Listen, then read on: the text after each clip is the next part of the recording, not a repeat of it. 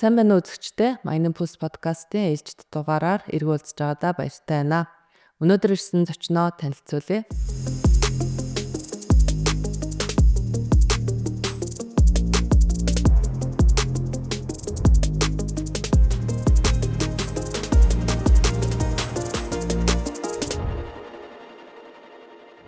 За сайн байна алгахаа. Тэгээд урилга хүлээж авч хүрсэн маш их баярлалаа. Тэгээд мэдээж өнөөдрийн дугаар бол бид хоёр нэлээ өргөн сэдвээр өргөн хүрээнд бас ярилцах байх. Тэгээд мэдээж ассоциацийн түүхэнд хамгийн удаан гүйцэтгэх цагтлаар 14 жил ерөнхийлөгчөөр 4 жил гээд нийт 31 жилийн түүхтэй ассоциацийн талаас илүү үеийн та ажиллажээ. Тэгэхээр санах бол гол санах байна бол та гэж би боддог. Тэгээд өнөөдөр бас хоёлаа ярилцлага эхлэхээс өмнө би энэ дэлгэцэн дээр харагдаж байгаа ерөнхий сайд Баяргоон бичсэн 5-7 цагаан толгой гэсэн энэ ном хэсгээс харж агаад яриа эхлэе гэж бодож байна. Тэгээ энэ дээр бол яг 2005 онд 5-7 ордын тухай юу болвоо гэдэг дээр бас нэлээд дэлгэрэнгүй түүхтэй за өнгөрсөн хугацаанд хууль эрх зүйн өрөөнд ямар өөрчлөлтүүд хийсэн. За тэрэн дээр бас ямар тухайн засгийн газрын тогтоол шийдвэрүүд гарч ирсэн, их хурлын шийдвэрүүд юу хийсэн гэдэг нэлээд дэлгэрэнгүй бичсэн байлээ. За протоколууд ямар байсан гэдэг.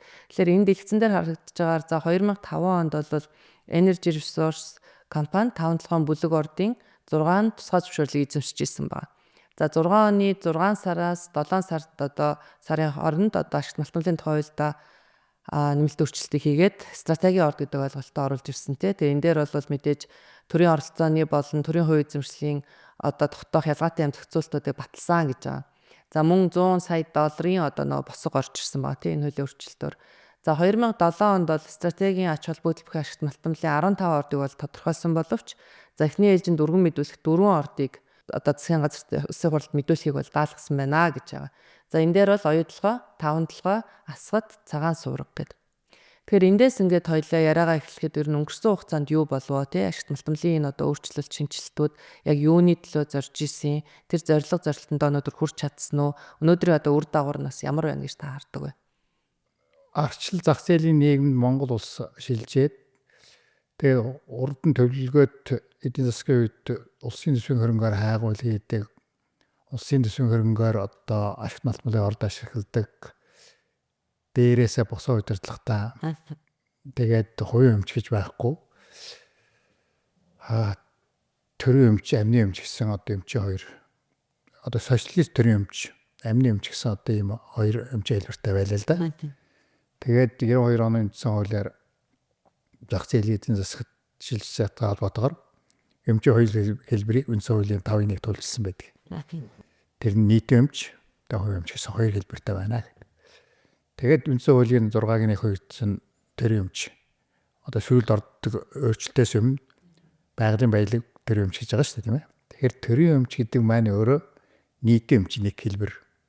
Нийтийн өмчлөг гэсэн үг байхгүй яагаад уртлынхаа хойдол нь нарийсгаж тайлбарсан байна шүү дээ. Тэгэхээр юу болсон бэ гэхээр зах зээл нэг нь шилжиж байгаа учраас Монгол улсын төсөв тэр үе чинь юу нь хайгуул хийх нь гэдгийг картын бараатай байсан үед уул уурхайн салбар Монголын эдийн засагт ирээдүйн гадаадын орлого авч ирэх ганц салбар нь юм байна гэж Дэлхийн банкны дөрвөн эксперт 92 онд тэгж судалгаа хийдэг дүгнэлт гаргасан шүү дээ. Зөв. Тэгээд 94 оны ашигт малтмалын хууль анх гарахдаа хувийн хэвшлийг анх удаа зөвшөөрсөн. Тэгтээ тэр хуулийг баталсан тэр их хурлын гишүүд маань бас хувийн эмчийн тухай ойлголт байхгүй. Ашигт малтмалын хувийн эмчээр ашиглан ихэд зарим нь нүд мараад гарчсан. Ялангуяа алтны салбар дээр эсэргүүцчихсэн шүү дээ. Алтны тухай хууль тусна гаргана гэж явж яасан доктор эзэмс би. Тэгэхээр тийм нөхцөлд батлагдсан 94 оны хуулийн дагуу өнөөдрийн асуудал дагуулж байгаа Ириадинт 92 онд Монголд орж ирсэн. Судалгаа хууль байхгүй юм байна. Тэгтээ потенциал байгаа юм байна. Яваад гэсэн 94 оны хууль алгснаар орж ирээд энэ бол ингээд гадаадын хөрөнгө оруулалтыг татах хэмжээний хууль биш байна. Айгүй хатуу зохицуулалтаа стратегийн ашигт малтмал гэсэн ангилалтай. Стратегийн ашигт малтмал ашиглах тохиолдолд их хурлаас мэдүүлж баг тогтоол гаргах хэмжээний Одоо тийм хууль байсан учраас 90-аад бас буцаа яваад гэсэн. Тэгээ 97 онд Инх сайхан засгийн газрын үед анх удаа дэлхийн гадаадын хөрөнгө оруулагчдын чуулга уулзалтыг Дэлхийн банкны тусламжтайгаар Монгол зохион байгуулад. Тэрнийг ухтаад одоо ингээд илүү либерал хууль батлая гэдэг 97 оны хууль батлагдсан төвхтэй. Тэгээд одоо энэ өнөөдрийн ярьж байгаа 5-7 ер нь энэ стратеги ач холбогдол ашигтмалтын ордын төвч 2006 оны өөрчлөлтөөс эхэлж байгаа. Тэгээд одоо 2006 он хүртэл юу болваа? 97 оны хууль ямар одоо үр дагавар үр өгөөч ч юм уу ямар одоо сөрөг тал авчир гэдэг нь эхлээ ярих хэрэгтэй болж байгаа товчхон. Тэгээ 97 оны ашигтмалтын тухай хууль либерал хууль учраас нөгөө хайгуулын тусгай зөвшөөрлийг иргэн гадаадын иргэн харьяалаг хүмүүст хайгуулын тусгай зөвшөөрөл олгов. Төрүүлж ирж өргөл гаргасанд нь олгов. Ашигтмалтын тусгай зөвшөөрлийг хайгуулын тусгай зөвшөөрөл хүчин төгөлдөр байх хугацаанд нь шууд өргөл гаргаад ашиглалтын тусгай зөвшөөрөл авна. Ямар нэгэн шаардлага болцол байхгүйгээр ганц болцол нь хайгуулын тусгай зөвшөөрлийн хүчин төгөлдөр байх хэрэгтэй. Тэнд багтчил тийм одоо байсан учраас 97 оны хуулийн одоо нөлөөнд ор оюу толгой гэдэг орд нэгт. Монголын газар нутгийн 44% нь хайгуулын тусгай зөвшөөрөл олгогдов. Канада, Австралийн баг 2004 он хүртэл 20 гаруй компани хайгуулын компани Монголд орж иж үйл ажиллагаа явуулж Монгол уулын ассоциацийг одоо хандв нөгөө Discover Монгол, Mindtech-ийн одоо ивентлэгээр санхүүжүүлж одоо манай салбар гэдэг хайгуул уулуурхаа ассоциацид нэг дор аюу ирч хүчтэй хөгжлийн тийм үе тохиолсон л да. Тэр үед одоо ингээд нөгөө боломж нь юу байсан гэхээр яг тэр хугацаанд ямар боломж Монголд байсан гэхээр одоо 2098 онд ашигт малтмлын одоо Монголын одоо экспорт нь гаргаж байгаа одоо цөөхөн бүтээгдэхүүн тэр үед ч одоо алт жонш зис гурвал байлаа шүү дээ. Тэдний үн бол одоо энэ хамгийн доод түвшинд байсан. Тэр том супер циклийн одоо тэр уналтын мэдлэл төгсгөл болж исэн юм билэ. Бид нар тэрнийг сайн анзаардаггүй. Тэгээ хууль батлагдсны дараа нь тийш үргэлжилж байгаа шүү дээ 2000 он хүртэл. Тэгээ 2000 оноос ингээд ашигт малтмлын бүтээгдэхүүн нь маш ихтэй өссөн л дээ. Тэр нь ямар үр дагавар авчирсан гэхээр хүмүүс одоо ингээд ашиггүй байсан орд нь эдийн засгийн ашиггүй байсан ордууд том ордууд ашиглалтанд орох болчихвоо. Тэгэхээр нэг тийм популизм тэгээд одоо яриад нь шүү дээ ресурс национализм гэдэг одоо эрдэс баялагын төсвөл 2003-4 оны заагаас эхэлсэн. Тэгээд тэр бол одоо улс төрд нэлээд том шахалт болоод тэгээ 2006 оны ашигт малтмлын тухай хууль энэ өөрчлөлтөнд нөлөөлж бүр шууд нөлөөлөд тэгээд яг хуу энэ чинь анх ажлын хэсэгт чинь би тэр дэд ажлын хэсэгт байсан. Ер нь юу яригчсан мэхлээр 51% авна гэсэн л одоо тийм агуулга явж байсан шүү дээ. Ажлын хэсгүүд дээр зарим одоо нөхдүүд. Тэг яг тэр нь одоо ингээд хувийн хөрөнгөөр одоо хайгуул хийж норднасан бол 34% хүртэл улсын дэвших бол 50 хүртэл тэгээд стратегийн ангил багтсан бол тийм хуулийг хөгжлөгдсөн. Тэгэхээр одоо энэ energy source-ийн энэ 5-7 бүлэг ордын 6 лиценз нь энэ чинь BHP 98 онд 10 сар одоо хадгалаад өрөмдөөд шалгаад техник үндэслэгээд энэ тэн чин эрчим хүч байхгүй, ус байхгүй. Зам байхгүй гэж байхгүй. Тэр үед одоо кокс нэрсний одоо тонн дөнгөж $40 байсан байхгүй. За өнөөдөр хэд байгаа вэ те? Тэр эдийн засгийн ашиггүй нь ойлгомжтой байгаа шүү дээ. Орхи явчихгүй. Тэгээ дараа нь энтэй сонд ярилцлага гарсан та Mining Info компани гэдэг Монголын нэг уулуурхаан салбарт зөвлөх хөгжлөхөө зөвлөдөг тийм компани энэ тусгай зөвшөөрлийг анх авсан юм байл. Тэгээ бас 6 тусгай зөвшөөрөл байж таарна шүү дээ. Тэгээд ч одоо эхний 3 жил нь одоо төлбөр нь бага байлаа гэхэд дараа нь төлбөрөө хэлж чадахгүй жижиг компани чинь. Тэгээ Монголын одоо аль болох томорч байсан бүх компаниуд хандсан байна. Тэгээ 14 компани нэгдээд Energy Source Consortium гэж сүүл нь одоо Energy болж шүү дээ. Тэр нь тэр 6 лиценз байгаад Явж хахад тэгээд 2006 оны хууль гараад 7 онд нь тэр стратеги ашигт малтмлын 15 ордыг засгийн газар их хурл дөрвөн мэдүүлээд тэрнээс эхний дөрөв дээр нь тэр тогтоолдоор маш тодорхой заасан. Энэ хувь хэвшлийг тогтоо. Бусдын болохоор одоо Эрдэнэ төлөвдөр бороо, цайрт энэ төргээд байгаа одоо хоёрын тогтвортой байдлын гэрээ байгуулсан байсан юм чинь Эрдэнэ төлөв тэтгэр төрийн өмчтэй одоо Монгол Улс тэднийг тэрхээвэр нь хадгалаад хамтарсан тийм. Тий хамтарснуудын. Тэгээ энэ дөрөв дээр одоо гэлцэл хийгсэн тийм л шийдвэр гарсан юм байна лээ. Зөв. Тэгээд энэ шийдвэрийн дагуу Баярын засгийн газар энд хэлцэлт хийгээд тэгээ одоо 50 34 хүртэл байх юмыг 94% болгоод авцсны хөр юм ба штэ. Урууд нь болцсон тийм. Асуух гэж. Тэгэхээр хуулиад аваад шүү дээ. Тэгээ хуулиад авцсан. Баяр одоо тэр нэг сая нэг сонсголоор хэлсэн шүү дээ. Яг асуудлын үсэд Японы ажил одоо ингээд зогсоод тэр хооронд ямар тогтоол гарсан бэ гэхээр улсын хооронд хууль болохоор 34% хүртэл эзэмшиж болно гэж санхуулгаар. Тэгээ улсын хооронд тогтоол нь шууд 34%-ийг хүртэл биш. Ингээд хэлцэлт хий. 50 хүртлийг ирээдүйд ав гэж байгаа. Тэгэхээр 50 гэдэг нь тухайн үеийн хууль зөрчсөн шүү дээ. Тэгээ 34 байх юм. Тэгэхээр нэг бол хуулийн хамт өргөн мэдүүлээд тэрийг 50 болгох асуудлаас эсвэл тэрнийг одоо ирээдүйн нөлөөлөлтэйгээд 34-ийг ав гэснээр нь би одоо Баярын засгийн газар хэлцэл хийжээ гэж ойлгож байгаа. Тэгээ тэр хэлцэл хийгээл одоо очсон 96 гэдэг тийм. Одоо олтолтой маргаантай л байгаа тийм. Тийм маргаан бол ингэж ярьдаг засгийн газрын одоо тэмдэглэлээр олгоцсон байна гэдэг. Лицензийг бол ашигт малтын тухай хуулийн дагуу олгодог. Тэгээ энержи өрсөд байсан 6 лицензийг нэгэн дээр нь ингээд солиуцлын багсгаал буцаагаал үлдээсэн. Одоо байсан юмын солиуцлын багсгаал үлдээчихэж шүү дээ.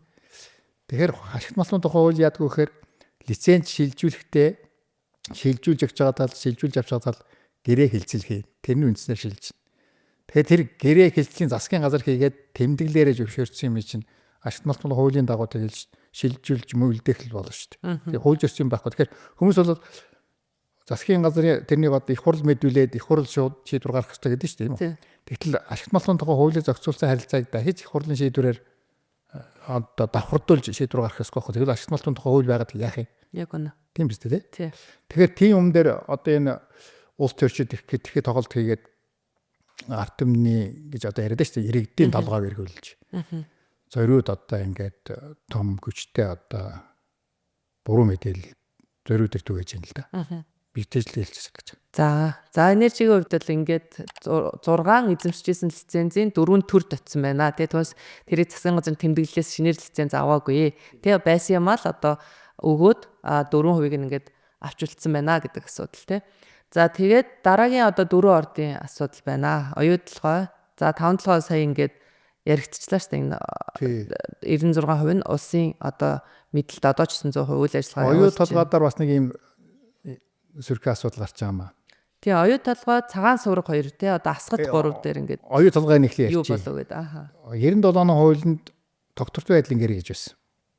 Засгийн газар загвар гаргацсан. Тэнд зөвхөн тухайн үед мөрдөж байгаа татварыг тогтворжуулах урт хугацаанд. Тийм л одоо гэрээ байсан байхгүй юу? Тэгэхээр 2006 онд энэ хөрөнгө оруулалтын гэрээ болж агуулга нь өөрчлөгдөд тэгээ хувийн эзэмшил өөрөөр одоо тэр 97 оны хууль 2006 оны хуулийн маш том онцлогийг биерэх гэдэг шүү дээ. Нэг нь болохоор тэр хувийн хөрөнгө оруулалтанд төр хувийн эзэмшихгүй. Зөвхөн эсрэгээр нь ирээдүйн эрсдлээс хөрөнгө оруулагчийг хамгаалж Монгол татахын тулд татварыг нь тухайн үеийн мөрдөж байгаа хуулийн хэмжээнд тогтворжуулъя л гэсэн юм л. Бороотой адилхан байсан биш үү? Бороотой цайртай адилхан. Тий.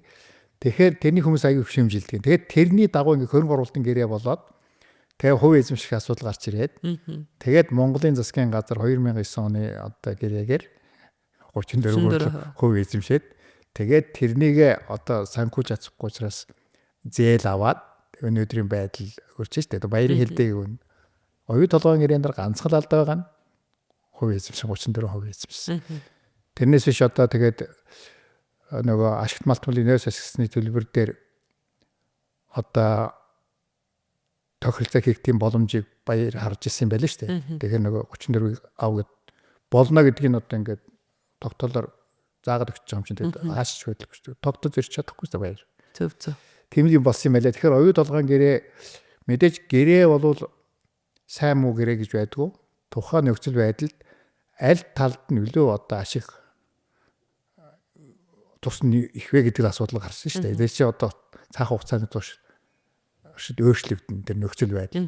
Тэрэнд одоо ингэ нээлттэй хэлзээр хийдэг өөрчлөлт оруулдаг ийм л олон улсын жишээ байгаа шүү дээ. Тэрэнд нэг одоо ингээл сонсгол хийгээл янз бүрийн тогтоол гаргаал тэгээс амьтан хүнийг одоо нийтийг шуугуулаад тэр нээлттэй хилцэх боломжийг нь 7 жил тутам гэд бас гэрээндээ тусгасан байгаа шүү дээ. Таны хэлдгээр тэгээд өөрчлөлтүүдэд тусгаад явна тий. Тэгэхээр одоо сонсгол дээр яг чинь шүү дээ. Засгийн газрууд бол энэ гэрээг сайжруулах тал дээр одоо тийм дутуу алхам гэх юм уу да. Уртлын одоо гэрээ хийсэн хүмүүсийг одоо буруу шах маягаар явж ирж штэ. Оюу толгой гэрээ 9 онд батлагдаад тэгээд тэдний ил уурхаан санхүүжилт, баяжуулах хэлбэрийн санхүүжилтөнд 3 жилийн дотор тийм том урдыг одоо бүтээн байгуулалт хийж байгаа шүү дээ. Тэгээ мэдээж техник сүнслэр тэр бүгдийг одоо нарийн тоос харахгүй. Тэр энэ ордод ийм агуулгатай ийм нөөцдөр 30 жилийн турш өөр ашигтай үүдийг тооцоол байгаа шүү дээ. Тэрийг заавал мөрдөх баримт биш байхгүй юу? Тэгэхээр манайхан яаж юм бэ? T100 эдийн засаг гэдэг. Яг 2.7 сая доллар гэтчихжээ. Тэр нь яг эхлээд ил уурхаа баяжуулалтын санхүүжилт байж байгаа 70 уурхаагаад эдгээр нэмж татаад явж байгаа тэр нэг хэтрэлт болоод тэрэн дээр нь одоо 12 онд байгуулсан засгийн газар айгүй шүүмжлэлтэй хандаад тэгээд 3 жил зогсоодсон шүү дээ. Тэр хооронд юу болох вэ? Бүх оруулсан хөрөнгө зарцж байна 70 уурхаан чиглэлд. Ажилласан тараад алгуулсан. Тэгсэн. Тийм ээ. Тэр хооронд чинь одоо урд нь ярьжсэн одоо хөрөнгө оруулалтын өртгөн нэмэгдээд ингээл ер нь буруу замаар будаад идэг ажил чинь явж исэн төслийг л гацаасан л энэ бол би нэг алдагдсан боломж гэдэг нь хилцэл хийгээд одоо зохицуулахын оронд одоо шууд захидал махтал бичээд энэ төр сүртэн болсон шүү дээ. Тэгээд ер нь зөв зогсоосон л доо. Гацаасан байхгүй. Тэр гацаана гэдэг чинь өөрөө айгүй тийм боломжийг хаасан тийм юм болчиход. Тэгээ яг сөрөг үр дагавар. Тэгээ тэрнээс хойш одоо ингээд энэ асуудал одоо хүртэл тэгэл өргөжлөл дахиад бас хэдэн жил өргөжлөл байх л да. 34%-аас салахгүй дуусахгүй. Тэгэхээр энэ маань одоо юу гэдгийг нөгөө бас энэ дээр хоёлаа дахиад тодруулаад хэлэхэд нөгөө саяны өнгөрсөн сонсголын үеэр л нөгөө иргэдийн дунд чинь те за бараг л Монголыг дээрэмдэл өрөнд оруулчлаа гэж яриад байна шүү дээ. Гэтэл чинь хуулиндаа одоо 2006 оны ашигт малтмлын тухай хуулинд өөрчлөлт оруулсан. Тэр хуулийн хэрэгжилтийг хангуулах хүрээнд л гэрээ байгуулагдаад төр хувь эзэмшсэн. За тэрнийхээ хувь эзэмшлийн мөнгө байхгүй учраас зээл авсан. Зээлийнхаа төлбөрийг төлж байгаа тэр процесс л ингэ явж байгаа. Тэ? Тэгээ саяны таны хэлдгээр том төслийн одоо өр ашиг зардын талаас нь харах юм бол одоо ингэ зээл аваад явдаг шүү дээ тийм үү? Тэр бол Монголын засгийн газар юм уу Монголын иргэдийн зээл биш. Оюу толгой гэдэг хязгаарлалт хариуцлага компани зээл. Тэгэхээр компани тухай хуулиар дэлхийд дээр Монголд дээр өөрийнхөө байсан хөрөнгөөр хариуцлага хүлээн. Дампуур бол тэндээ дампуурна. Монгол ард түмэнд одоо хохироод ах юм байхгүй. Үйлдвэр нь тийм биз дээ. Тэгээд тэнийг одоо өөр хүн аваад ажиллаж болно шүү дээ. Тэгээд тэр байгууллагын өрийг ингээд нийт иргэдэд Монголын засгийн ард түмний зарлж байгаа эдийн засагч нэг нөхөр байна тэнд. Би тэрийг одоо гайхаад байгаа. Тэр одоо тэгэхээр тэр бол эдийн засагт би итгэж чинь. Тэгэхээр ийм ярьж байгаа нь бол улс төрийн зорилготой юм байна гэж харж байгаа байхгүй. Тэрнээс компани өрийг одоо чи тэрний компани байгуулах гэж чинь тэр чи одоо засгийн газар юм уу ард түмний өрөв шүү дээ. Тий. Өөртөөхөө эд хөрөнгөөрөө тэр чадахгүй дампуурлын тухай хуулиар дампуурна. Тэгэл тэр өөр нь байхгүй болно. Тэгэхээр яг нөгөө популизм гэдэг маань ингэжл нөгөө иргэдийн тархийг угааж те буруу ташаа мэдээлэл өгч явдаг юм байна л да. Яг үн тийм байна тий. За асхтын ордын үед юу болоо энэс хойш? За асхтын орд бол нэгдүгээр энэ асхтын орд мөнгөний орд гэж нэрлэгдээд байгаа орд нь өөрөө газар зүйн байршлын хувьд одоо хоёр улсын хил дээр оршино. Өндөр уулын бэсэд оршино. Тэгээд асхад гэдэг нэртэй ингэж асхад гэдэг нэртэй асхад гэдэг уулынхын нэрээр орд нь нэрлэгдэж байгаа. Тэгээ мөнгөний өндөр агуулгатай пол металлын ордоо. Тэгээд технологи байхгүй. Наа зөө. Мөнгөө ялгаж авч чадахгүй. Тэгээ энэ чинь одоо хүртэл технологийн сайн тодорхойлж чаддаг байгаа шүү дээ. Яг хоо олборлж болно далдаар, көдрөө гаргаж болно. Тэгээ баяжуулахаар одоо ингээд тэрэнд нь одоо цайр, зис, тэр хүнцэл гэж яриад байгаа хүнцэл, мөнгө алт бүгд хамт гарч ирнэ. Хам баяжмал гэж. Тэгээ тэрнийг алийг одоо үл ашигтай одоо бүрэлдэхүүн гэж зах зээлд борлуулах уу? Эсвэл бусдаас нь яа салах вэ гэдэг асуудал нь баяжуулалтаар шийдэгдэхгүй юм байл. Металл уургийн аргаар шийдэгдэх тийм л төсөл гэж бодож байгаа. Нэгдүгээр. Хоёрдугаард нь насгчин бол ер нь дандаа л Монгол Орос хэвтмэдийн харьяанд л байсан. Örгөл Монгол Оросын хамтарсан төрийн өмчийн компанид л байсан шүү дээ. Тэгээ нөгөө 49-ийн чин дараа буцаасны дараа нь Монгол Орос хэвтмэд байсан хувийн эзэмшлийн одоо Эрдэс Монголд шилжүүлсэн юм л төгд. Дунд нь юу болсон бэ гэхээр Оросууд хөрөнгө оруулах гэсэн. Тэгээ их хурлаар орсон. Тэгээ нөгөө Монгол Орос нь өөрөө 51-49. Тэгээд Оросууд нь дахиад орж ирээд одоо 49 орох юм бол 2-49-с нийлээд Монголын талынх нь баг хөв хэмжээнд багасах юм байна гэдэг их хурл татгалзаад тогтоол зөвшөөрөөгүй. Тэгээд тэрнээс хойш одоо хүртэл гацсан. Тэгэхээр тэр үед нь бас нэг боломж хааж штэ. Яагаад тэр одоо Орос дангаараа 51% байлаа гэсэн одоо хуучин байж лээсэн штэ. Эрдэнэ төлөвлөлтөөр Монгол Орос. Тэгээ хамгийн гол ашиглалтанд орох хөдөлгөх ёстой байсан зогсоос. Одоо хизээ хөдөлгөх хин чийлж мэдэхгүй. Гацсан. Тэгээд юу нэстэртэйгийн орд ашиг өгөх нь мэдхийхэл одоо хинч хөрөнгө оруулах тийм ордод энэ асахт байж байна. За түүхэн тийм байна тий. За цагаан сурга. Цагаан сургуудын хувьд юу болов? За энэ дээр дөрвөн ордын нэгээр орцсон тий. 1994 оны ашигт малтын тухай хуулиас эхэлнэ. Наадах чинь. Яасан гэхээр 97 оны ашигт малтын хууль гарахаас өмнө 94 оны ашигт малтын тухай хуулийн дагуу Австрали улсын нэг жуниор компани тусгай зөвшөөрлөнд эзэмшижсэн. Ямар кооперч вэ одоо нэрээ санахгүй. Тэгээд тухайн үеийн одоо Онёгийн Эрдэс Монгол шиг тухайн үед Монгол Эрдэнэ гэдэг төрийн өмчтэй одоо энэ Монголын социализмын энэ жижиг дунд уурхайн төслийг харьцуулсан төрийн өмчтэй газрын харьяанд байсан л да. Тэгээд тэд нар Австралиудтай одоо 51-49-ээр гэрээ хийгээд. Тэгээ Австралиуд нь ирээд цагаан сургаан ордлын дээдлийн эсэлцэн хэсэг нь одоо ингээд уусгаж одоо зэс гаргана гэдэг ингээд. Тэгээд тэр мөнгө уусгах чадаагүй. Тэгээд манай засгийн газар тухай одоо засгийн газрыг төлөөлсөн тэр өвтэй компани та нар одоо ингээд гэрийн хувирыг биелүүлэхгүй байна. Гэт ингээд хэд нэр одоо 97 оны ашигт малтын хууль гараад тусгай зөвшөөрөл аваагүй. Тэрний дараа нилээ сүүлд Мак энэ тусгай зөвшөөрлийг авсан байдаг. Хэдэн онд авсан бол маа? За тэр чи одоо бараг л бас л нэг 2000-ад оны орчим юм уу да. Би одоо нарийн сайн мэдэхгүй байна. Ямар ч гэсэн 97 оны ашигт малтын тухай хуулийн хүрээнд л авсан. Тэгэхээр тэр нөгөө 5-7 бүлэг ордыг нөгөө энержи ресурс консорциум гэдэг шиг л бас тэндээс л олж авсан биз дээ тий. Тэндээс л олж авсан. Хүмүүс одоо ингээд нэг нэм тайшаар одоо дээр үед лицензийн авцсан баг Монгол бүх баялагийг мэдчихсэн тэрнээс авцсан гэж яриад байгаа шүү дээ. Тэгээ тэрийн шиг худлаа юм байхгүй. Чи өөр компанид Австралийн компанид л байсан тусгай зөвшөөр шүү дээ. Тэрийг бас Монгол хөрөнгө оруулагч өөрөө олж авсан. Тэгээд миний би яг нөгөө уулуурхайн засаас ингэ шүү Мак ч бас манай компани гишүүн компани байсан юм чи. Тэгээ нэг гишүүн компаниудын одоо энэ төсөлтэй холбоотой мэдээлэл би ингээд нөгөө одоо байн ажиглаж идэг гэх юм уу да.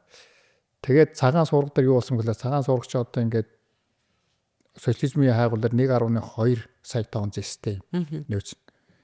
Эрдэнэ толгойд анх ашиглалтанд орж 9 сая байсан гэдэг чинь тэрнээс 8 дахь 7 дахин бага. Хоёр толгойн одоо энэ Т зүгээр одоо нөгөө эхэлсэн нөөц нь 18 сая гэж бодохоор тэрнээс 9 дахин бага байна уу да тийм ээ. Ийм одоо дунд хэмжээний орд байхгүй юу? Тэгэхээр бас нөгөө дид үс байхгүй зам төвөр байх бас хийс ордон шүү дээ. Ашиг байхгүй болчихсон. Ашиг байхгүй болох гэдэг. Тэг яг миний гайгүй байсан учраас одоо Мак Европоос хөрөнгө босгоод тоног төгөөрөмжөө захиалаад технологи шийдээд ачлалтаа хийгээд ингээ явж байгаа одоо ингээ нэг 34% асуудал гарахад Мак өөрөө санаачлаад засгийн газартаа хамтрая. Дангаараа бол эн чинь одоо хувийн байгууллага дийлэхгүй тийм дунд хэмжээний жижиг хэмжээний орд болж байгаа даа. Тэртэй хамтрах гэхгүй юу. Тэгэхээр нь их хурл хэлцэжсэн биднэд 34-нд гарах мөнгө алгоо та нар өөртөө хэрэгжүүлгээд орхичихгүй юу. Тэр маань одоо ойдлохоос авсан сургамжаар уу эсвэл Ягаад гэнт яахгүй би тэрнийг одоо ямар ч гэсэн хурлын шийдвэр тээж гарсан. Тийм биз энэ дээр нөгөө тэрний дараа нэг нөхөр энэ үе соёлын систем гэдгийг. Энэ хурлын одоо шийдвэр буруу байна 30-40-аас татгалцсан байна гэдэг. Цэс 2 жил баг тэрний чи яаж байгаа тэр ер нь үе соёл зорчоогүй гэдэг ингээд. Тэгээ тэрнээс хойш бас ингээд одоо 13 оноос одоо энэ хэдэн жил болж байна. 13 жил. Тэр хооронд ч одоо тэр анх нэг Европоос босгосон мөнгө төгрөг нь гацаад тоног төгрөмж ашиглахаа болоод энэ чинь аюу их одоо өргөө зардал боломжийг тэр хувийн компанид манай засгийн газар их хурлын шийдвэр тэр хувийн бизнес яаж одоо ингээд боомлж чадж байгааг юм боломж байхгүй болгочлаа шүү дээ. Тэгээ өнөөдөр яаж ийм вэхээр одоо ингээд 9 оны оюу толгойн гэрээ байгуулагдахаас өмнө 68% татвартай холбоотой хууль цуслагдж байгаа. Яг гэвэл борлуулалтын орлогынхаа тодорхой одоо өмнө босноос дээш 68% татвар төлдөг тийм хувийн компани байхгүй тий. Тэгээ тэр хуулийг хүчингү болгож хэлцэлд орсон шүү дээ. Тэгээ тэрний дараа одоо баясагт хэлээд шүү дээ. Нөх одоо хууль санаачлаа гэдэг. Тэгээд тэр ч одоо 9 онд хийсэн хэлцээр хийгдсэн 11 онд 10 онд санаачлах ёстой хуулийн дамжаад 11 онд 9 нэмэгддэг ашиглалтын нээс ашиг төлбөр болж батлагдж байгаа шүү дээ. Гэхдээ зэс алтан биш бүх ашиглалт юм л. Тэгээ өнөөдөр юу болж байгаа вэ гэхээр зэстээр хамгийн өндөр нь. Тэгэхээр одоо энэ хармагтаа одоо ингээд энэ эрдэнэс алтын хармагтаагийн хармагтаа цагаан суур гэсэн төслүүд энэ 16-аас 20% амнаатан дээр эдийн засгийн өрөөш байх босч ирэхгүй. Тийм болж байгаа байхгүй. Тэгэхээр тэгээ 2006 оны хуулийн боломжууд яриад байна шүү дээ. Тийм, үр дагавар маань одоо өнөөдрийн энэ гацаа тэг тий маш олон одоо сөрөг асуудлуудыг дагуулж штэ тий. Тэгэхээр энэ одоо юу гэдэг нэг богино хугацаанд бид нар одоо энэ тэр үед ингээ гаргаж ирсэн шийдвэрүүдийг харахаар 97 оны хууль хамгийн либерал байсан гэдэг тий. Тэр хуулийн үр дагавар нь маш олон гадны хөрөнгө оруулагчид орж ирээд одоо тэр үед чинь эдийн засгийн өсөлт 17% хүрж ирсэн гэж ярьдаг штэ тий. За тэгвэл 2006 оны хууль маань энийг илүү боомлцсон. Тэгээ хойноос нь 6 хоноос дараагийн хуулиуд нь энэ дэр нэрмээс бол явдаг шүү дээ. 9 оны цөмийн эрчим хүчний тухай хууль, урт нэртэй хууль, 12 онд одоо энэ одоогийн ерөнхий сайд зандан оролцож өргөн барьсан тэр стратеги явсаар байгаа ордоосоо халиад бүр стратегийн ач холбогдол бүхий салбар хүртэл одоо ингээд ойногоо болтол явж байгаа шүү дээ. Тэгээд тэр бол ингээд үндсэндээ гадаадын хөрвүүлэгчдээ ингээд хойтхон уншаад цааш харуулсан шүү дээ. Хайгуулаа хариулсан. Дараа нь элбэг доржийн ерөнхийлөгчөөс эхлээд яг 12 оноос байна. 11 оноос ч юм уу 3 жил хайгуулын тусгай зөвшөөрөл олгохын зогсоогоод төр хугацаа жил болгон хууль гаргаад тэгээд ингээд үндсэндээ бол 2006 оны хуулиар дээр нэрмээс болж байгаа энэ эрх зүйн орчин Монголын одоо эрс байлгийн салбарт ялангуяа хайгуулт хөрөнгө оруулах асуудал ингээд зогсож байгаа. Хайгуул зогсно гэдэг чинь ирээдүйд ойрын богино хугацаанд олборлолт ашиглалтанд орох орд байхгүй учраас кичнээн гадаадын хөрөнгө оруулагч Монгол руу дуудаад одоо боломж байхгүй. Дээр нь нөгөө популизм ингээд явсаар байгаад одоо орон нутгийн тусгай хэрэгцээ, байгаль орчны тусгай хэрэгцээ ингэсээр байгаад Монголын газар нутгийн 75% нь бүгд хоригтой өрөөл хайгуул ашиглалт хийх хориглосон хязгаарласан нутг болчихлоо шүү дээ. 25% л одоо боломжтой. Монголын газар нутгийн. Ийм хэмжээнд ингээд очичаар одоо ингээд ирээдүйн одоо том орд нэгдэх тэгээ Монгол улс тэн дээр үлээ одоо тэр боломж ингээд энэсээ байхгүй болчих واخгүй. Тэгээ одоо яах вэ? Одоо яах вэ? Харин тэгэхээр энэ ингээд тооён шийдвэрүүдийг ингээ хараадахаар дандаа богино хугацааны шийдвэрүүд гэсэн санагдаад байна. Дандаа улс төрийн шийдвэрүүд тий. Тэгээд тэрний үр дагавар нь ингээд урт хугацааны энэ салбарын хөгжлийг гацааж нэгдүгээрт, хоёрдугаарт байгаа хөрөнгө оруулагчдынхаа одоо нуруунд дээр ачааг бол бүр хит их нэмэгдүүлж шүү дээ. Одоо үйл ажиллагааны доктортой явуулахад хүртэл ингээд хүндрэлийг үүсгээд өнөөдөр ч гэсэн одоо бид нар сүүлийн хэдэн жил бол тий компани болгон хөрөнгө оруулагч болгон руугаа одоо дайрдаг тий тэдний одоо үйл ажиллагааг дураараа зогсоодог эсвэл одоо дуртай нэг гишүүн гарч ирээл төр давна гэдэг энэ нөхцөл байдал хിവэрэл байгаад байна шүү дээ. Тэгэхээр энэ үед одоо ассоциац юу хийж иваа? Хувийн хвшлийн төлөөлөл за тий салбарын одоо төлөөний байгууллагууд тухайн үед одоо яг энэ гаргаж байгаа шийдвэрөө саяны та бүхэн ярьсан энэ олон сөрөг үр дагавартай хууль эрх зүйн орчны өөрчлөлтүүд шүү дээ. Энэ нь яг нөгөө одоо маш либерал ашигт малтмлын хуулийнхаа эсрэг одоо баах юм хуулиуд ингээ араас нь гарч ирлээ шүү дээ. Бараг жил дараас юм олон хуулиуд явсан шүү дээ. Одоо өнөөдрийн нөхцөлд хүртэл нь тий. Тэгэхээр энэ үед одоо ассоциацийн байр суурь ямар байв? Тухайн үед бас салбарыг хэрхэн төлөөлж ярьж явсан бэ та бүхэн? Яг би нэг 2004 онд одоо нэг эрцвэлгийн өнцгөх үзэл тэгээд нэг популизм одоо гудамжинд бий болсон гэж яриад шүү дээ. Тэр нь одоо улс төрлөө орлоо шүү дээ. Тэгээд яг тэр үед одоо 2005 онд Монгол уулын ассоциац Монголын уулуурхаа урагшлах гэдэг одоо мэдээлэл сурчлагын компанид ажиллах байгуулсан.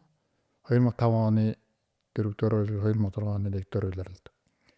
Тэгээд тэр бол яг манай одоо гадаад дотоодын хувийн хвшлийн хөрөнгө оруулагч нар уулуурхаа бүгд дэмжээд тэр одоо санхүүжилтийн одоо ассоциатаар босгоод чи одоо ассоциацийн зөвлөлийн шийдвэртэй ил тод явсан л ажил шүү дээ. За логогоо сонингуудаар тавиад гэрлүүдээр ингээд юу хийж байгаа. Нээлттэй одоо тийм мэдээ сурчлагын ажил явуулсан л да. Тэгээд тэрний одоо үр дагавар нь одоо нөлөө нь болохоор одоо ингээд 51 хүртэл авахын одоо ингээд зогсоож чадсан. Нэг юм одоо буруу юм шийдвэр буруунаа гэдэг тийм. Тэгээд дийлээгүй. Тэгээ ямар ч гэсэн 34 50 дээр одоо ингээд үлдчихэж байгаа шүү дээ тийм ээ. Тэгээд дараа нь энэ хуулиасны дараа нь гэрээний асуудал явна. Тэгэхээр оюу толгойн гэрээ болохоор чинь анх ашигт малтмлын тухай хуулийн 97 оны хуулийн тогтвортой байдлын гэрээгээр анх эхэлсэн. Тэгээ явж яатал нэг хууль гарах гээд айгүй хэлцүүлэг яваад чи гацж байгаа шүү дээ. Тэгээ хууль гарахад хөрөнгө оруулалтын гэрээ болоод тэгээ одоо энэ баярын засгийн газар сүм чинь дахиад өмнө бас нэг гэрээний төсөл хэлцээр энэ төр явж байсан шүү дээ. Тэгэхээр юу болчихоо гэхээр нэг тогтвортой байдлын гэрээний одоо концепт үзэл баримтлаас ингээ хөрөнгө оруулалтын гэрээ болсон энэ өөрөө айгүй тийм бас сөргөр дагуулж ирсэн л дээ. Тэгэхээр яг тэрний өмнө болохоор ингээ нөгөө Монголын уулуурхаа хурхан урагшлагыг залгуулад 2 толгой гэдэг нэртэй бас мэдээлэл сурчлагын ажил явуулсан. Яг энэ оюу толгой, 5 толгой хоёрын төслийн талаар энэ ямар одоо өр ашигтай, өр нөлөөтэй төсөл вэ? Энэ хөрөнгө оруулах нь чухлаа, энийг хөдөлгөх нь чухлаа, орлого олох нь чухлаа гэдэг асуудлаар 2 толгой гэдэг бас ийм одоо мэдээлэл сурчлагын компанид ажил явуулсан. За тэрнээс хойш яг одоо ингээ урт нартай хуульчин бол ингээл гів гинтгэл батлагдсан шүү дээ. Бараг ингээд тодорхой их хурлын гишүүд нэг өдөр санаачлал тэгэл газ батлал наадмын дараа л ингээл батлаа явчихсан шүү дээ. Санал авах тэр одоо процесс байхгүй. Гинтийн юмнууд эсэргүүцээс дийлдэхгүй тийм ээ. Тэгэхээр тэрнээс хойш яг 2006 оны ашигт малтмын тухай хуулийг бас өөрчлөх гээд 2012 онд айгүй их том ажил явуулсан. 3 ерөнхийлөгчийн институт, манай яам, засгийн газар, тэгээд тодорхой их хурлын гишүүд 3 төсөл санаачлаад бас нэг явсан шүү дээ. Тэгээ бас ингээд 2006 оны хуулийн төслийн муутах хэмжээнд байсан учраас санаалсан. Тэгээд нөгөө бас л уулуурхайн ассоциацаас бас тийм мэдээ сурчлагын ажил ингээ явуулаад хурал зөвлөгөө хийгээд уулзалтууд хийгээд засгийн газар ч гэсэн юм ялангуяа ерөнхийлөгчийн институтээс нэлээд дэмжиж энэ хэлэлцүүлгэн зүйтэй юм байна. Хэлэлцүүлж хагаад энэ иргэний нийгмийн байгууллагууд хувийн хвшлийн одоо зөвшөөрөхгүй байна. Эсрэг саналтай байна гэдэг элбэг дорж ирэх хуулиуд татаж авсан. Тэгээ бас л уулуурхайн ассоциацийн хийсэн л одоо ажил. Тэгэхээр юм том одоо хувийн хвшлээс арчлалын одоо үнэт зүйлс зарчмаас ухарсан тийм хуулийн төслүүдээр уулуурхайн ассоциац тухайн үед нь одоо ингээд мэдээ сурчлагын л ажил хийж байгаа шүү дээ. Тэрнээс биш одоо энэ авилга өгөөд хүн амтны хагуултад явна юм шүү дээ тийм ээ. Тэгэхээр яг зарим хурлын гишүүд нөлөөлөл ажил хийж байгаа. Тийм нөлөөллийн ажлыг одоо сайн хийсэн үү муу хийсэн гэдэг нь одоо бусад хүмүүсээс би өөрийнхөө хийсэн ажлыг өөрөд өгч чадахгүй. Гэхдээ ер нь уулуурхайн ассоциацийн дөрмөд ч гэсэн байгаа л да. Ерөөсө мэдээж гишүүд нь бол жижиг дундын гишүүд байна, үндэснийч байна, үндэсэн дамсан байна, хамтарсан байна. Өөрийн асуудалтай. Нийтлэг юм их цөөхөн. Тэгээ нийтлэг юм юу байдаг вэ? 3 юм байгаад байгаа юм. Иргэцэн тогтвортой байдаг. Татврын зохистой хөв хэмжээ. Тэгээ хамгийн бага хүн зортол. Энэ дээр л уулуурхайн ассоциац бүх гишүүдэд төлөөлж яг энэ дээр зангидж л бүх юмыг одоо хийх гэж оролдож ирсэн. Тэгээ одоо ч гэсэн тийм юу болж байна харин нөгөө уулуурхаан салбар одоо китидэд одоо яг би өсөлөд ухархан урагшлах биш яг бүрж ухарчааг юм байна. Хоёр алхаал нэг алхам хойшоо хоёр алхаал нэг гайгүй шийдвэр гаргахад хойшоо нэг гайгүй. Гэхдээ би одоо көгжиж байна уу зогсож байна уу гэдгийг асуудал тавих гэдэг юм. Ухархан асуудал одоо арайч бүр хэрэг одоо ингээд энэ өнөөдрийн энэ хэлцээрээр засгийн газрын байр их хурлын байр суурьаар энэ эсэртэйгийн ашигт малталтаа ордын 34% ч юм уу 34-өөс дээш хувийг ингээд аваад эхлэх юм бол энэ бол жинкнээс ухрал болох. Хамгийн сонирхолтой нэг ийм асуудал гараад байгаа байхгүй юу? Компани хувийн эзэмшлэр яриад байгаа юм. Тэгээ орд нь боллоо шүү дээ. Үндсэн хуулийн дагуу ашигт малтмалын тухай хуулийн дагуу тэр ашиглаж байгаа ашигт малтмалын эзэмшигч нь одоо тодорхой эрхтэй байгаа шүү дээ. Тэр лицензийн эрхтэй байх хугацаанд нь тэдний эрх мэдэлтэл байгаа шүү дээ. Тэрний тэр компани юм шиг яриад одоо тэгснэ баялагын биш компанийн хувийн эзэмшлээс нь авна гэдэг юм. Тэгээд одоо хувийн компани хувийн эзэмшлийг авч болох уу? Үндсэн хуулийнхаа эсрэг тий харин тий ажиллаад байна шүү дээ манай хууль. Тэрний нэрний өгөхлөөр энэ арт түмний нэмж тэндээ байж байгаа шүү дээ. Тий. Одоо ингээд нэг ашиглахгүй байж л ашиглахгүй байж лээ. Өөр хүн төр ашиглаж гэсэн тэгэл тэр ашиглаж байгаа нөхөр ашиглалтын тухай хуулиар тэр Монгол Улсын хууль дээр байгаа татвар төлбөр хураамжил тэр амнаатаараа тэрийг чи өгөөд болохоор өмчийн эзний татвар гэдгийг төрдөг. Тий. Тэг бол одоо тэгэхээр ингээд мэдээж нөлөөллийн ажил гэдэг тэрийг бол олон нийт дүгнэ гэх тэрийг яг салбарт ажиллаж байгаа хүмүүс маш сайн мэднэ л дээ. Ассоциацийн үйл ажиллагааны цар хүрээ яаж явж ирсэн. За тэрнийх нь нөлөөллөөр одоо зарим ингээд асуудлууд ч гэсэн тэгэхээр 34% дээр бас байнга дуурчлээсэн тий. За одоо ингээд та хоёрын сая ярьж байгаа энэ ордуудын асуудал, за дэд бүтцийн асуудлуудыг ингээд харах юм бол 20 гаруй жил л энэ хэдэн асуудлаа л тойр яриад байгаа. Тэгэхээр нөгөө урагшлсан гэж одоо та хурхан урагшлуу гэд анх таны нөгөө намайг ажилд ороход өгчсэн номыг чинь л одоо уншаал миний хувьд бол нэг тийм гайд л болж исэн л да. За ассоциацийг өнгөрсөн хугацаанд юу хийжсэн, салбар яаж явж исэн гэд. Тэгэхээр энэ дээр ингээ харахаар одоо бид нар 20 гаруй жил ингээд за уршаа ганц хоёр төсөл хөдөлсөн байна. Гэхдээ дандаа одоо эргэж харсан асуудлууд, шийдлүүд яриад нь шүү дээ. Тэнд тийх байсан, энд ингэх байсан гэтэл бүх юм нөгөө хуулаараа л зохицуулагддаг шүү дээ. Одоо эрх зүй тогтолцоотой улсад бид нар одоо хуульд авсан асуудал гэж байхгүй шүү дээ. Тэгэхээр энэ 34% эзэмшлийг тогтоох, за 51% эзэмшлийг тогтоох гэд одоо ч гэсэн энэ хүчтэй явж байна.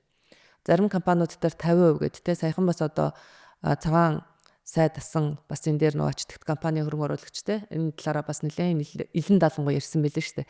Тэгэхээр түрүүн та бас эхний яриандаа дурдсан 34 хүртэл за 50% хүртэл гэж яахад 96%-ыг авцсан байна засгийн газар. Одоо дахиад 50% авна гэж ярьж штэ. Тэгэхээр энэ хуулийг зөрчөөд байгаа энэ одоо үйлдэл төр яах ёстой юм бэ? Яг одоо жишээлбэл хэрэг одоо би жишээл ярил л да. Одоо ингээд одоо ач тэгтэр ярих гэхэд за 50-ыг авъя гэхэд тэр хилцээрээ шахаж штэ. Тий. 50-ыг авъя гэдэг штэ тий. Тэгэхээр би зүгээр юу гэж бодож байгаа юм хилцээр одоо дуусаагүй хилцэл. Тэгэхээр 50 явах юм бол одоо бидний оруулсан хөрөнгийг та нар яах юм бэ? гэдэг нэг асуудал байна тийм үү? Үнгөө авч болохгүй шүү дээ. Нэгдүгээр би тэгж хэл. Үнгөө юм зөвхөн хавханд байдаг гэлөө тэр манай төмөр замыг зогсоосон яг хүн гэдэг нэрийг хэлж өгвөл шүү дээ. Юм хавханд байдаг гэдэг. Тэгэхээр хүний олж ирсэн мөнгө тий чи цагааны кармаас гарсан мөнгө биш. Хөрөнгө оруулагчаас итгэл олоод гадаадын хөрөнгө оруулалт энд үр ашигтай төсөл юм байна. Энэ цагааны баг менежментийг хийж чадах тийм итгэл найдвар байна л гэж л тэр хөрөнгө өгч тэрээс зүгээр нэг одоо хажууд нь байгаа одоо 3 орд биш тийм надтай шиг сонь. Эрдмийн болохоор ингээд эрдэнэ төлдөр хүчтэй байхад ингээд ямар ч асуудалгүй хамтарсан байдлаар зохион байгуулчихжээ. Дараа нь цагааных бас ингээд хамтарна гэж янз бүр би тэр нарийн мэдэхгүй. Ямар ч гэсэн миний ойлгосноор бол 34 аваач гэхлээр үгүй эрсдэлтэй юм байна авахгүй гэсэн гисэл тэр нь миний хувьд гэж бодож байгаа. За тэрийг өргөч. Тэгэд зэс эрдэнэ өгөөд бас байгаа. Бас л тэр эрдэнтийн 10,000 хүний одоо мөнгө төр зуглуулад одоо Монголын хувийн компани бас ороод тэгээ бас л явж байгаа. Тэгэхээр тэр нь одоо ингээд эрдэнтийн хотын иргэдийн бас хөрөнгө оруулалтын хувьцаат маягийн компани болчиход шүү дээ. Ийм 3 өөр төрлийн бүтцтэнд ажиллаж байна. Нэг л зарчмаар явах хэрэгтэй шүү дээ. Нэг нь 50 аваад нөгөөт нь 90 нь бол зөв зарчим бол тий. Тэгтээ цаад утгаар миний түрүү яриад байгаа хувийн компаниудын юм хувь хөрөнгө оруулагчийн одоо төсөлд оруулсан хөрөнгийг өнгөөдүүлнэ гэдэг чинь зах зээлийн зарчимд харш. зах зээлийн нийгэмд энийг хөрөнгө нийгэмчлэх гэж ярьдаг. Эсвэл хөрөнгө дайчлах гэж хоёр ойлголт байна. Дайчлах нь бол одоо гамшигын үед одоо ингээд дайчлах. Энэ сая бол одоо энэ зүйл нийгэмчил явж байгаа байхгүй юу? Бичил хэмжээнд. Хүмүүс энд дасгаад байна шүү дээ. Тэр аюулын өгөхлөөр ингээд бүгд төрийн өвчтөй компаниуд болох. Тийм хандлагыг л зүтгүүлээд байгаа байхгүй юу? Тэгээ энэ эсрэгээрээ Монгол одоо социалист юм уу коммунист чиг баримжаатай улс үндсэн хуулиараа өөр тунхс тэр зарчмаасаа ухарсан одоо тийм замруу яваад байна. Тэгэхээр би бас олон жил бодсон л да манайх бодлого гэж ярьдаг. Бодлого бол урт хугацааных. Хууль бол тодорхой хугацааных. Тэр бодлогыг хуульд тус хэрэгжүүлнэ шүү дээ. Тэгэхээр Монгол улсын бодлого хамгийн хувийн хвшлийг дэмжих юм уу, хувийн хвшлээр тогтох юм уу, тогтохгүй юм уу гэдэг л нэгдүгээр шийдэх хэрэгтэй. Хэн бодлого. Тэгээ анх тэгээд үндсэн хуулиндаа хийгээд ашигт малтын тухай хуулинд хийчихэд тэрнээс ухарчлаа шүү дээ. Тэгэхээр тэр бодлогоо барихгүй байх гэсэн үг байхгүй юу? Тэгээд энэ бодлого барихгүй байгаа бодлогоос гажаад яваад байгааг нь одоо ингээд шийдэх гаргана одоо үндсэн хуулийн цэцэл дээ. Тэгээ үндсэн хуулийн цэцэл маргаан нэгэн гэхээр манайч бас үндсэн хуулийн цэцэл тэр болгон бас ингээд одоо яагаад ч юм дээ бас л нэг нөлөөнд авдаг ч юм уу ингээд энэ ашигт малтмын тухай хуулийн 34 51 гэж яах вэ гэсгээд дараа цөмийн эрчим хүчний хууль дээр энэ ч бүр 34-өөс баггүй 51-ээс 50-аас баггүй гэж орж ирсэн байхгүй. Тэгэд төр шууд эзэмшнэ гэдэг. Энэ чинь үндсэн хуулийн сэсд өгсөн шүү дээ маргаа. Үндсэн хуулийн сэс үндсэн хууль зөрчил өгнө гэж шийдвэр гаргасан. Тэгэхээр тэр шийдвэр гаргасан сэс одоо бас ямар бүрэлдэхүүнтэй яагаад тийм гаргаж өгдөг нэг сонир л доо. Тэгэхээр одоо саяны та тэр эхлээд ярьж байгаа 2006 оны хууль дээр чинь бол хувийн төр хувьдахтаа тодорхой хэмжээний хөрөнгө оруулалт хийнэ гэдэг байлаа шүү дээ.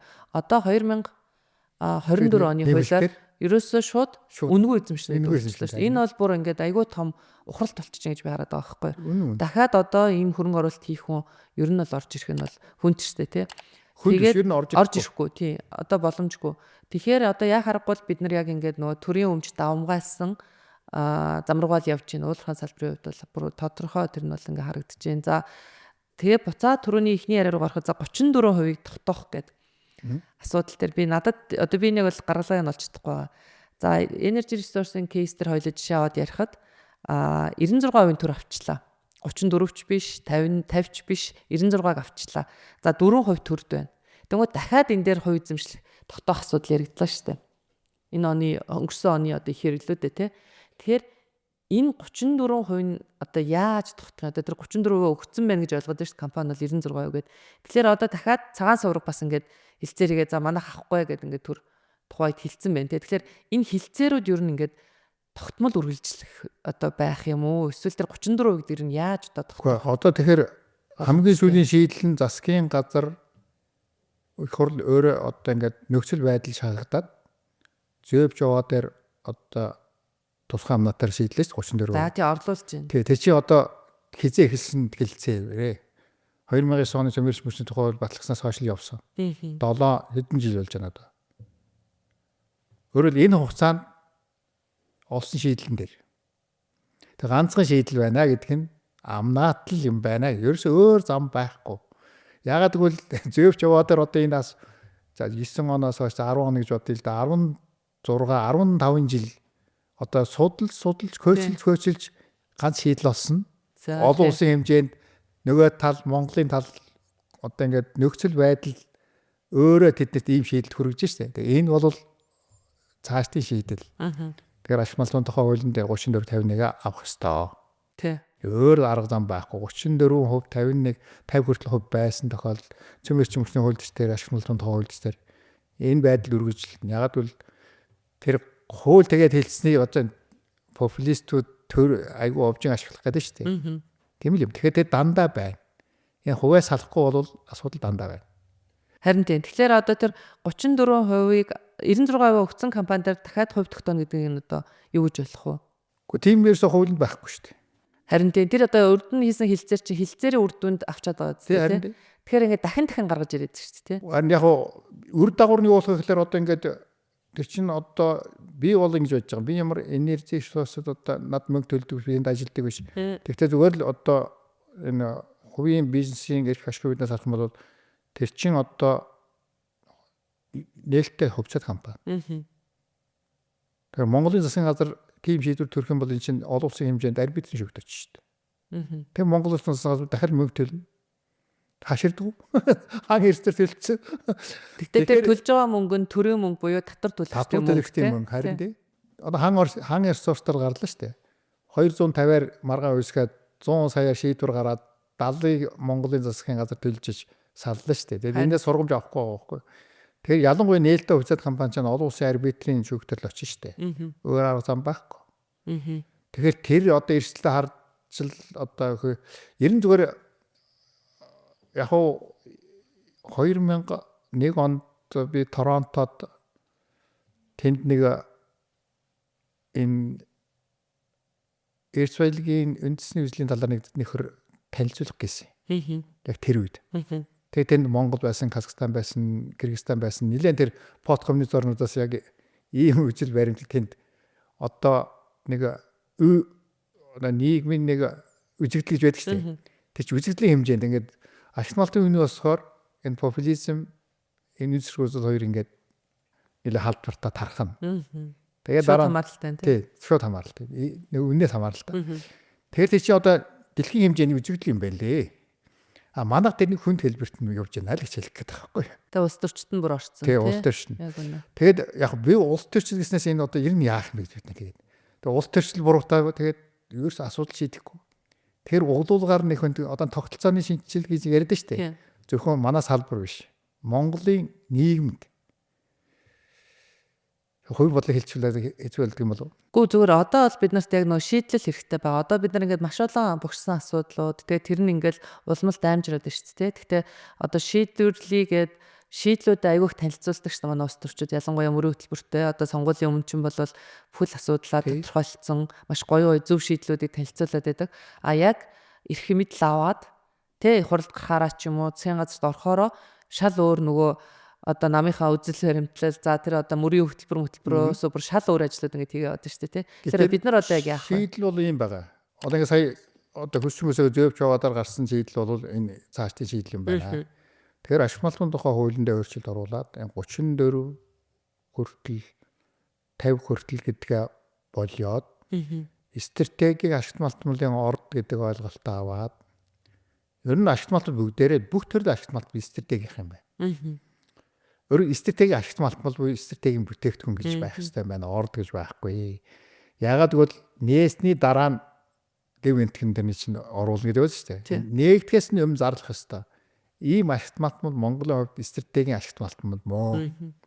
Тэгээ тэн дээр яах юм гэдэг нь одоо ингээд тодорхой байх хэрэгтэй байна шүү дээ. Тэгэхээр би зүгээр ингээд баялагын сангийн одоо зорилгыг би ерөөсөө тэгээд буруу шаадгүй. Ганцхан арга хэрэгсэл нь буруулчихад шүү дээ.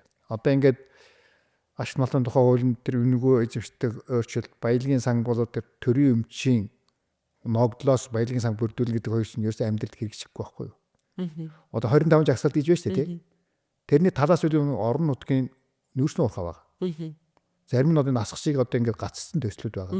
Гэхдээ тэрнээс ямар ногдол ашиг хизээ авах юм? Тий.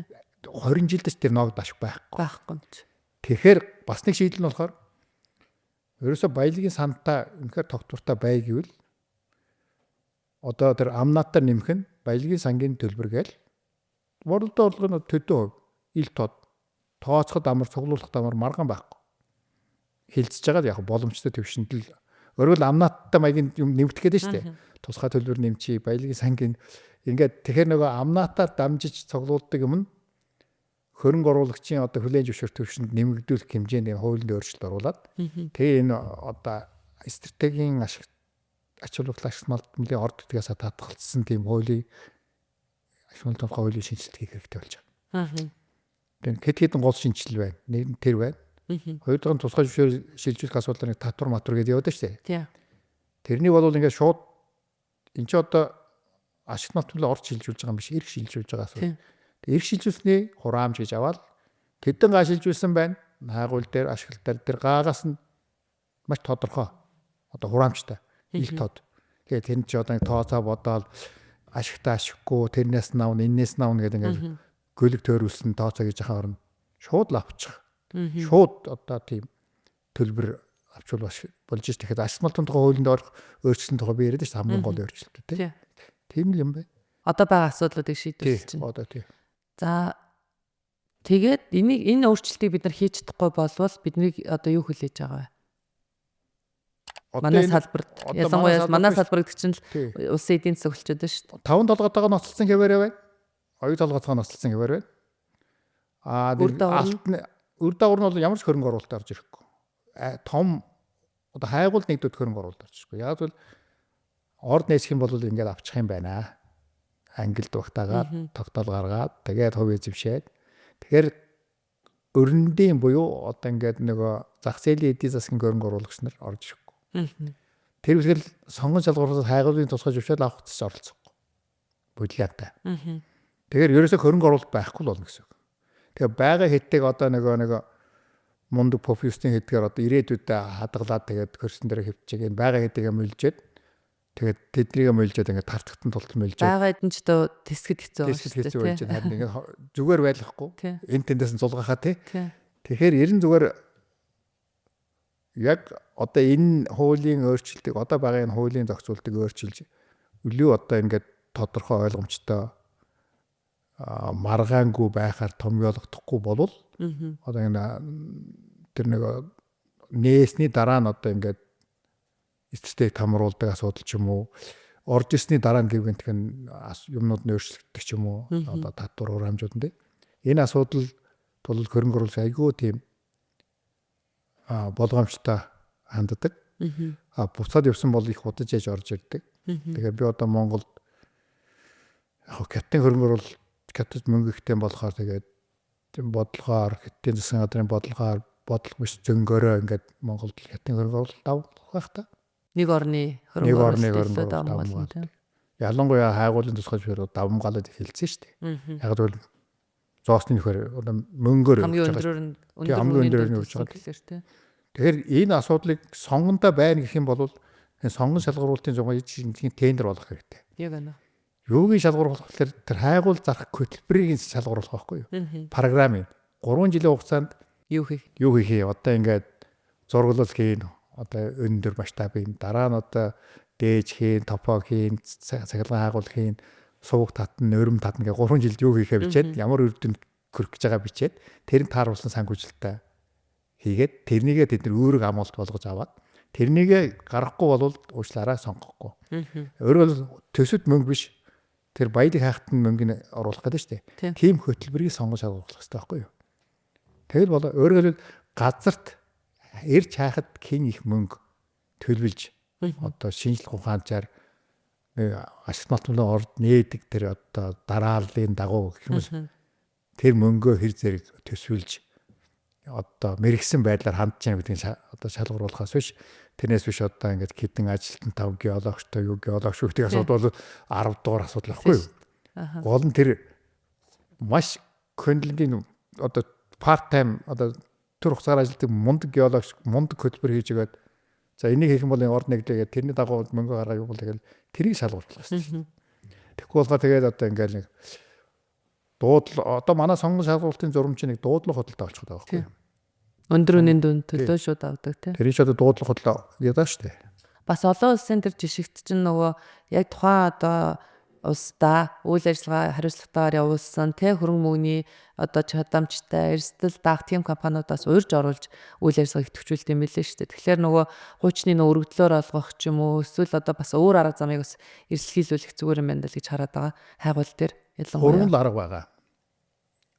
Баруун одоо яг подкомнит орнд гэргиз мэрэгч одоо гурвангийн туршид орчихсон тий. Өргөдлөөр олгоно сонгон шалгуулалтын дуудлага хөдөлгөөр олгоно. Тэгээ дуудлага хөдөлгөөр юу олох вэ гэдгийг хүн дуудаад авах хэмжээний одоо мэдээлэл нөөц байна уу гэдэг нь байхгүй юу. Тэгэхгүй болохоор одоо ингээд таамгаар дуудуулаад тэгээ тэрний одоо өндөр үн зарлаад нэг нөхөр авах болчихж байгаа шүү дээ. Мөнгө байхгүй. Тэгээ дараачийн хүн хамгийн бага үнэтэй авдаг ч юм уу ингээд булхаа одоо тендердээ сонгол гаргадаг булхааны одоо карма нөх хийгээд яваад шүү дээ манай. Тэгээд тэрний цаана бол одоо Каттын одоо мөнгөтэй нөхөр Монгол нөхөртэй одоо нийлээд асуудал гаргаад шүү дээ. Бид хардах хэрэгтэй гэж тийм. За.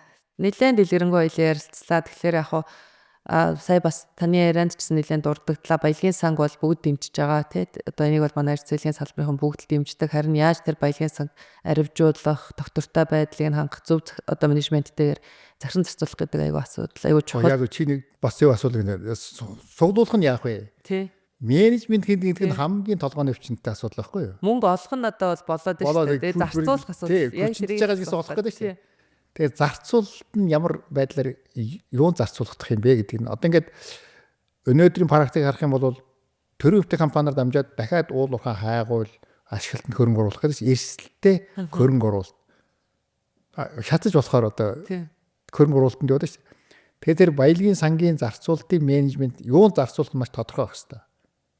Боловсрал, эрүүл мэнд ч юм уу одоо дэд төс ч юм уу одоо мэдхгүй тий. Монгол улсад ярьж байгаад ямар ч гэсэн эрсдэлтэй богино хугацааны төсөлтөл биш. Дээр нь менежмент бол мэрэгжлийн хөндлөгийн байх ёстой. Менежментийн одоо шийдвэр гаргадаг багт нь тэр татвар төлж байгаа нөхөр, төрийн нөхөр, иргэний нийгмийн одоо олон нийтийн төлөөлөлтөд олон талт зөвлөл дээр тэр асуудлаа шийддэг мэрэгсэн менежмент байхгүй бол тэгээд тэр нь одоо ингээд төсвөөс гадуур өөр даасанд олон нийтийн хяналтанд яг тийм нарийн журмаа зогсоолохгүй бол тэгэл одоо ингээд нэг мэтгэд нууц хэрэг болоод тэгээд ийш тийшээ хөрөнгө оруулалт өвчлөө шүү дээ. Бохор төмсөн барилгууд жишээл.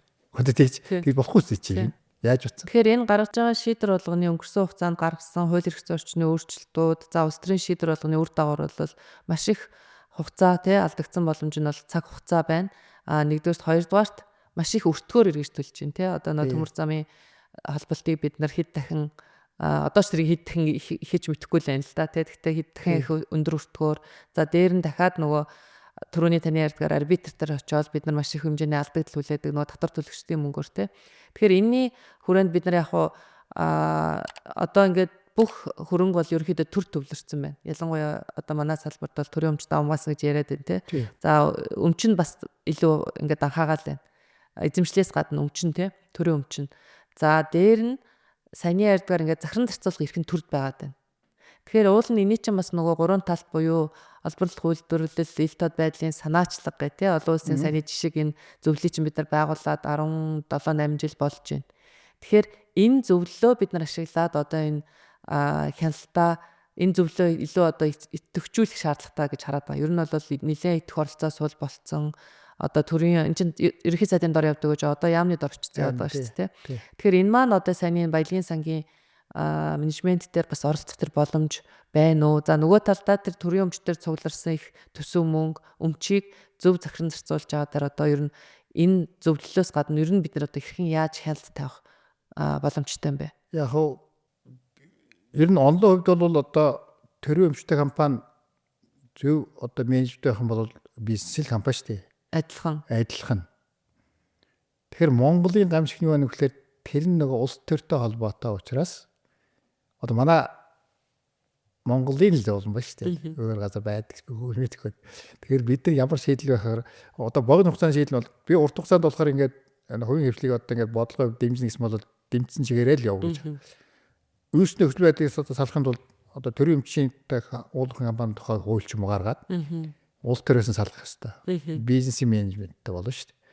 Тэгээд тэр нь одоо тусдаа хуулиар зохицуулаад төлөөлөл өдөр зохицол хөвлөл гүйц захирлыг дандаа менежментийн багийг сонгон шалгаруулдаг хэлбэрээр олон нийтийн хяналтанд одоо бизнесийн удирдлагатай болгоод тэр ашигтай ажилуул одоо цалин хөлс урамшуул нэмэгддэг багаараа ашиггүй ажил бол дараачийн баг нь ирдэг. Гэхдээ ингээл зүгээр л бизнесийн эрүүл бизнесийн орчин хувийн хвшилтэй адилхан эрх зүй татврын нөхцөлд аваачих юм бол цэгцэрнэ.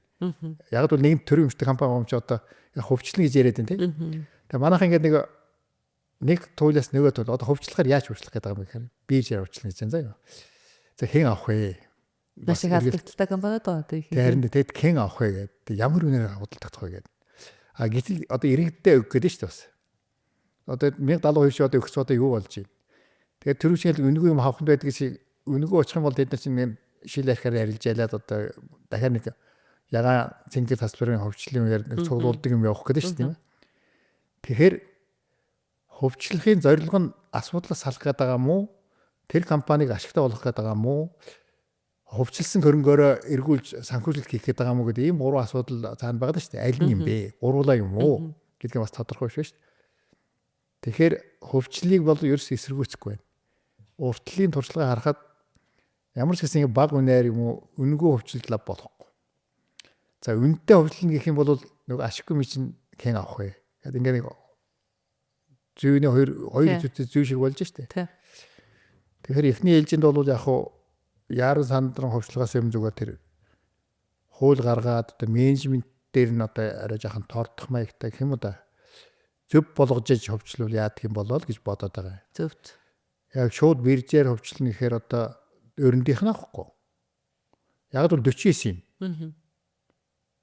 Биш хөвчлөн гэдэг чинь тэрнээс бага юм. Тэг 51 одоо юу 34 дээр байгаа юм чинь 51 дээр төр байх юм бол тэрэнд одоо ямар эстертэйгийн хөрөнгө оруулагч тэр юм авах юм бэ? Хятад Монгол хоёр хоорондоо заахан зодолж байгаа нэг үнэгөөдүүлж авах асуудал гарах болж байж шүү дээ. Зөв. Тий. За өнөөдрийн дэвтэрээр ярьсан сэдв бол мэдээж өнгөрсөн хугацаанд гарсан хууль эрх зүйн орчны үр дагавар нь тэ маш олон алдагдсан одоо боломж буюу одоо цаг хугацааны алдагдал, хөрөнгө мөнгөний алдагдлыг бий болгосон байна. Өнөөдөр ч гэсэн ингээд дуустдаггүй маргааны бас суурийг тавьсан байна те. Тэгэхээр нэн шаардлагатай өөрчлөлтүүдийг одоо энэ салбарын экспертүүдийг ялангуяа ахмадуудыгаа бас бид нэлээд сайн сонсож өнгөрсөнд алдаага давтмааргүй л юм л да. Тэгэхээр одоогийн хийх өөрчлөлт нь дараагийн бас юм алдагдсан боломжийг одоо бий болгох нөхцөлийг бүрдүүлэхгүй байгаасай тий мэдээж одоо яг энэ алдаануудаа засаад саяны таны хэл дээр нөгөө амнатаар орлуулах гэдэг чинь 10 хэдэн жил явж ойлгож байгаа гэж байна. Тэгэхээр нөгөө алдаануудаа бид нар маш сайн мэдж байгаа учраас энийг яаж засах уу гэдэг шийдэл дээрээ ч гэсэн салбар бол харцангуй одоо нэгдмэл байр суурьтай байгаа гэж би харж байгаа.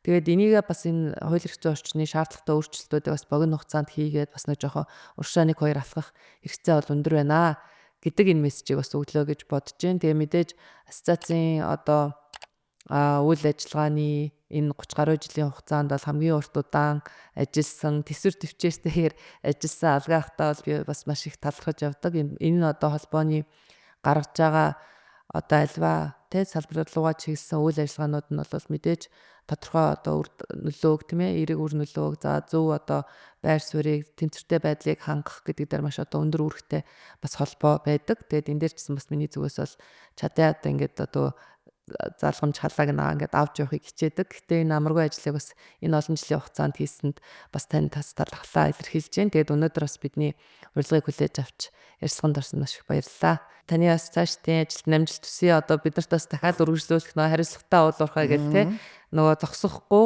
ингээ байнгын сайжруулаад явж явах бас томоохон ажил бас байгаа. Тэр ажилд нь бас ингээд амжилт төсөж байна. Баярлалаа. Баярлалаа. За ингээд өнөөдрийн дугаараар бид бүхэн Монголын уулуурхай үндэсний ассоциацийн гүйцэтгэх захирал ерөнхийлөгчөөр ажиллаж байсан Алгаа ахтайгаа ярилцлаа. Тэгээд дараагийн дугаараар эргүүлцлаа. Түр баяртай.